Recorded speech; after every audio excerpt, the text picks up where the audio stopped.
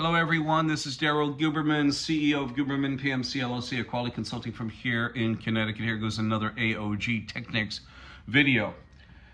This video today is about QA expert Daryl Guberman states Congress investigate FAA over AOGTechnics. It's only the beginning. This quality quagmire that has happened with AOG out of England is only the tip of the iceberg. There are a lot of nefarious things that go on within the aerospace, within medical, with automotive, electronics, all under the banner of my competition, the American National Standards Institute and the American National Crediting Board. ANSI took over complete control over ANAB in 2018. We're going to go into this right now. I think it's very important for you to watch it. We're going to try to do an abbreviated version of it. There's plenty of data that we have on our YouTube channel. Just go Daryl Guberman, you'll find it. Or you can just go, for example, you can Google AOGTechnics, TECHNICS, PFIZER, PFIZER, and we should be the first or second video up there. Basically a lot of information in that, so we're going to try to get you to watch this, and we're looking for Congress to do an investigation. I'll be an expert witness for Congress, and I can show them this mess about ANSI and ANAB. The problem is, business owners and my fellow citizens, when you have, let's get into this first. We'll get to it. You have ANSI, the American National Standards Institute, is a private, not-for-profit, non-governmental corporation that has both federal agencies and corporations on board. You have the factor of the IAF and ILAC, the International Accreditation Form incorporated in Delaware, which is a repository for both national and international accreditation bodies, and you have ILAC, the International Laboratory Accreditation Cooperation. Both ANSI and ANAB are underwriters for these organizations. Although IAF watches over ANSI and ANAB, that's for another video, I put that out as well, but let's not confuse matters here. You have the IAF and you have ILAC, okay, both of those organizations. As I told you, ANSI took over complete control over ANAB in 2018. You know, the factor that in 2015, the IAF was handed over to a communist Chinese national, who I've gone into before. You'll find that on other videos. I just didn't want to stick it here. It's a time waste. But I will say this. In 2015, the IAF was handed over to a communist Chinese national, Zhao Jinwu, who was also at the time the chief executive of the China National Accreditation Services out of Beijing, China.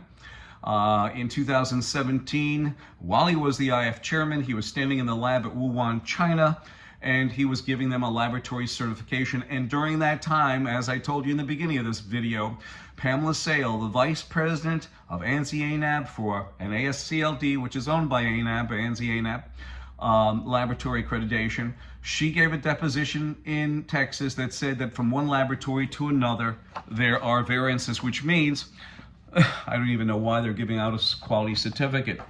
You have 10 different registrars in China, no less, that could issue an ANAB accreditation. We pulled this back in 2018. I know it's 5 years ago, but we have to keep the data because this living history of quality in the trash and these quality failures that ANSI and ANAB come out and say, have a robust quality system. We are transparent and all the rest of that mess. Global harmony, and you're not going to find that. They try to, as they may, to profess this because they're involved with these interlocking directorates. You have government agencies like the National Institute of Standards and Technology, which is part of the Department of Commerce sitting on ANSI's board. You have the Department of Homeland Security sitting on ANSI's board. You have government agencies very developed into this, and it's tied very tightly there. You will see. ANSI-ANAB is an underwriter for the IAF and ILAC. This is what an underwriter is. An underwriter is any party that evaluates and assumes another party's risk for a fee. And my company is my family's name. I will not disparage that integrity, honesty, and the truth. And this is an actual standard operating work order from the State Department that calls out on the document that it calls out ANSI-ANAB are underwriters for the international accreditation form. They didn't, ILAC was not necessary, but they are underwriters as well for ILAC, the International Laboratory Accreditation Cooperation. The worst thing, business owners, ladies and gentlemen, to see the date there. At that time they issued this SOW, Standard Operating Work Order, they are being controlled and manipulated by China, IAF, and ANSI and ANAB sat on the IAF. So you have a situation where the State Department, DOD, etc., was inviting China in with open arms. Now we go to Boeing. This is a good one. Boeing, don't get going. And the sadness is we put this out there. You have Airbus, but we're honing in on Boeing because it's an American-based company. You have Boeing that sits on ANSI's board.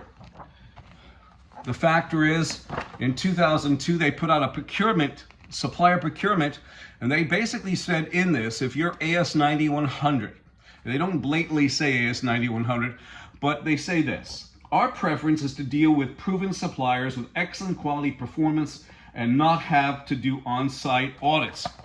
Well, at that time, of course, ANSI-ANAB were called out on their supplier portal. Only them. You think that's a monopoly? Yes, you think that's bid rigging? Of course it is. On their supplier portal, I have snapshots of it too with the web link and the date. It's still up there like this, that they call out ANSI-ANAB or internationally equivalent, which have an internationally equivalent when you dig it back, can be Iran and Pakistan, because they are IF, MLA, and MRA, which is multilateral agreements and multi-regional agreements, and they are equivalent in accreditation to ANAB. Thus, they can come in and do an audit at Boeing, but nevertheless, it is calling out ANSI-ANAB on the supplier portal, and they sit on ANSI-ANAB's board, right over by several registrars, 7 of them as a matter of fact, that do many of their suppliers.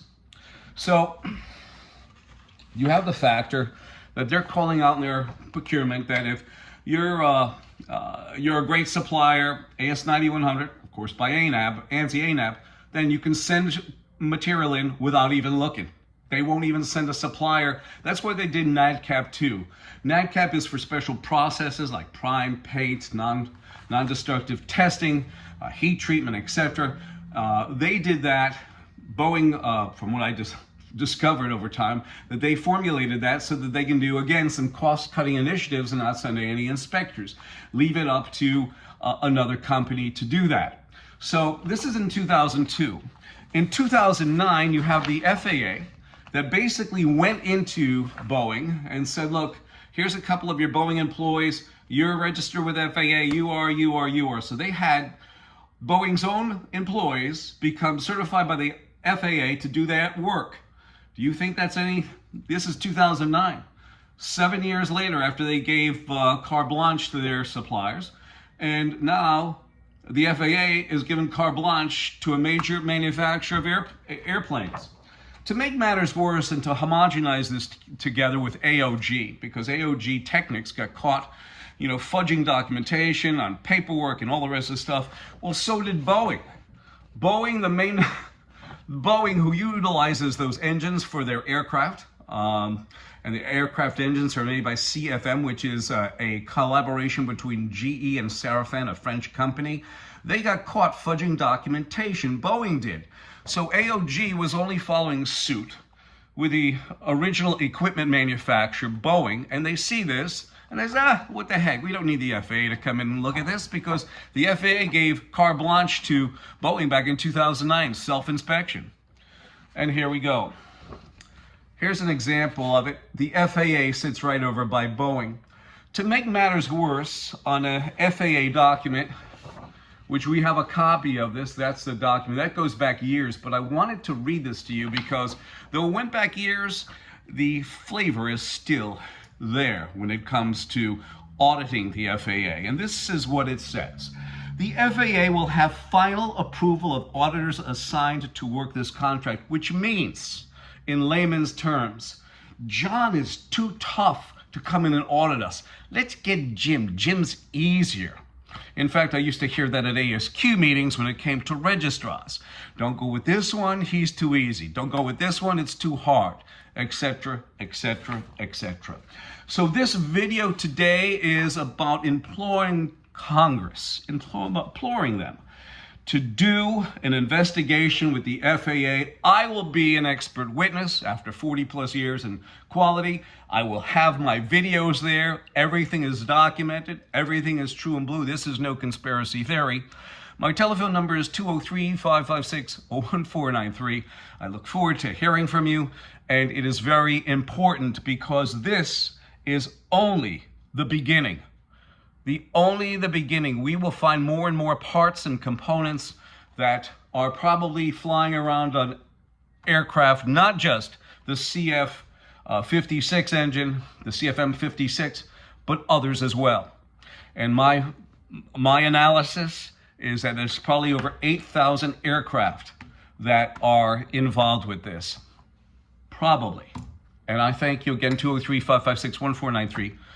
Or Daryl, DARYL, TQRS @yahoo.com. I thank you.